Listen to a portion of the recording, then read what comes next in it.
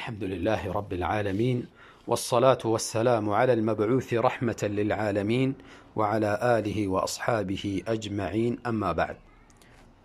فعن أم المؤمنين أم عبد الله عائشة رضي الله عنها قالت: قال رسول الله صلى الله عليه وسلم: من أحدث في أمرنا هذا ما ليس منه فهو رد. رواه البخاري ومسلم. وفي رواية لمسلم: من عمل عملا ليس عليه أمرنا فهو رد. حدیثی را که خواندم راویش عائشه رضی الله عنها، اسم کنیهشان ام عبدالله، به نام ام عبدالله مشهور شدن. بعضی ها گفتن پسری بوده سقط شده، عبدالله اسم گذاری شده، و بعضی ها گفتن اصلا پسری به نام عبدالله نسقط شده و نبوده. حضرت عایشه پسری نداشتن و در عرب اسم کنیه شهرت داشته. عبدالله از نامه های محبوبی نزد الله تعالی بوده و مخاطر اسم کنیه شان عبدالله داشتن. لقبشان ام المؤمنین.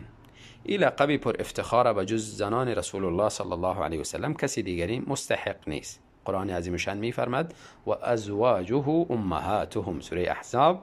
زنان رسول الله صلی الله علیه وسلم مادری مسلمانان است.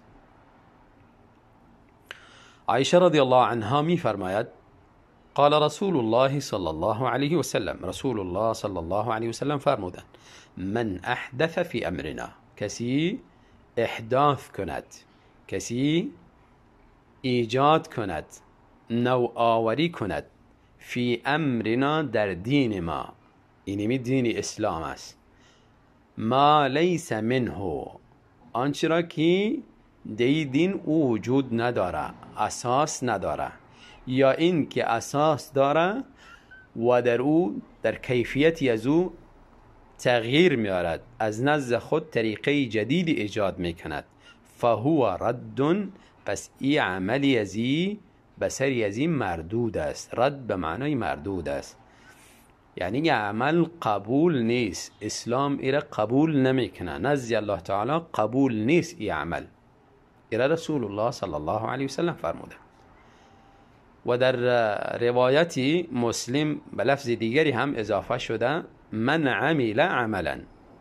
کسی عملی را انجام بدهد، هر عملی که متعلق به دین بوده باشه، لیس علیه امرنا، به امو عمل امر ما نباشه، حکم ما نباشه، شریعت ما، دین ما به امو امر نبوده باشه، فهو رد. پس او عمل مردود است. حدیث قاعده بزرگی را به ما واضح می سازد که دین تعلق می گیرد به امر الله و رسول صلی الله علیه وسلم. آنچه را که الله بیان کرده در کتابش قرآن عظیم الشان، و آنچه را که رسول الله صلی الله علیه وسلم در احادیث بیان کردن، دین همو را گفته میشه.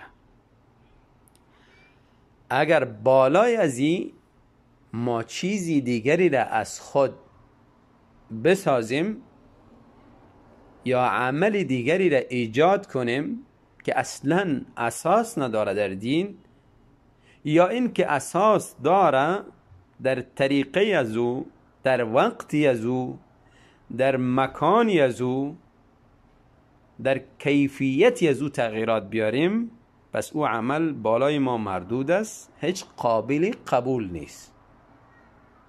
انسان مقید به دین بوده باشه.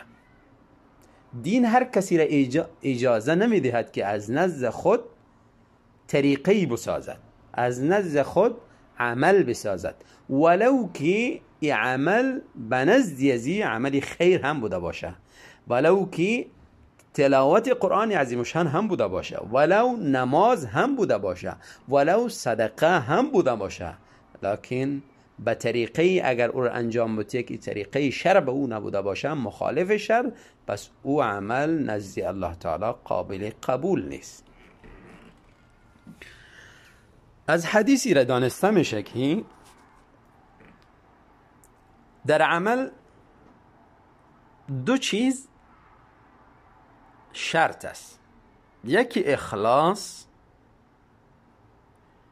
که او را قبلا عرض کردیم حدیثی انما الاعمال بالنیات، یعنی آنچه که مربوط قلب است او فقط برای الله تعالی بوده باشه.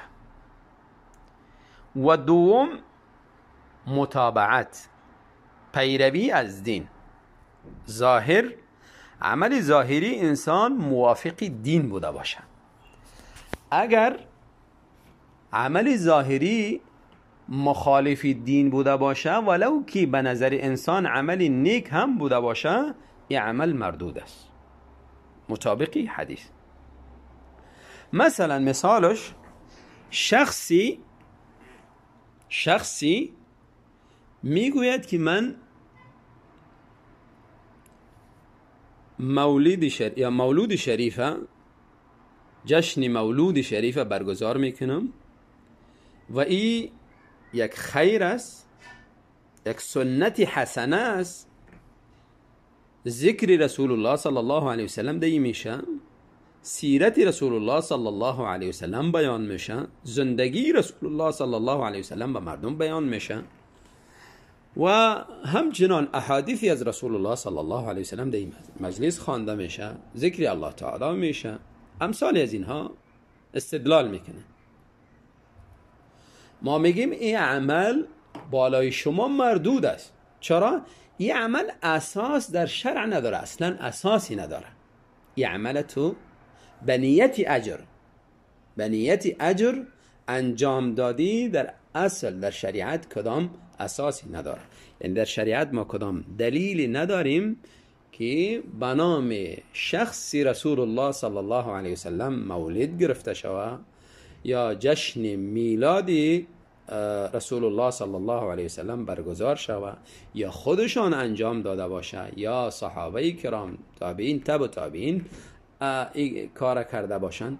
پس میگیم این عمل از اساس مردود است. شخصی دیگری نماز میخواند، نماز حکمی امر الهی است، و اقیموا الصلاة و آتوا الزکاة، امر الهی است نماز بخوانه. شخص میاد نماز میخوانه، مثلا نمازی فرض، نماز فرضی بامداده فجر 2 رکعت فرض داره. این شخص میگه من 2 رکعت فرض 4 رکعت میخوانم، نماز است، اجر داره، دیگر عبادتی الله تعالی است، کسی دیگر عبادت نمیکنه. میگیم این عملی تو بالایت مردود است. نماز اساس داره در شرع و نماز فجر هم اساس داره، لکن آمده در عددی نماز اضافگی کرده، عددش از نزد خود اضافه کرده. پس این نماز بالای عظیم مردود است.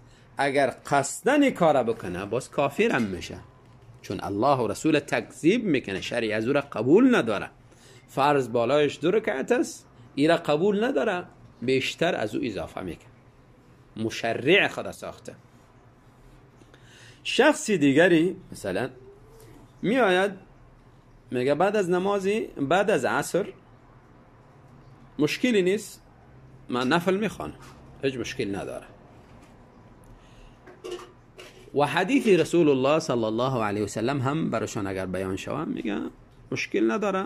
شاید رسول الله صلی الله علیه وسلم یک بانه میکنن، نماز از چی اشکال داره؟ از عصر میخوانی، بعد از فجر میخوانی، وقت دیگری میخوانی. میگیم این عملی تو، این نمازی تو به درگاه الهی قبول نیست، چون این اوقات مکروه هست که رسول الله صلی الله علیه وسلم منع فرمودن. در این وقت نماز درست نیست، نماز نفلی. پس انسان عملی را که انجام میدهد، اگر او عمل در شریعت اساس نداشته باشه یا طریقه را در عملی که در شریعت اساس داره طریقه را ایجاد میکنه که او طریقه در شریعت وجود نداره، مخالفی طریقه شریعت است، پس میگیم این عمل به درگاه الهی قبول نیست و انسان کوشش کنه اعمال خود موافق شریعت انجام بدهد و او عمل نزد الله تعالی قبول می شود ان شاء الله.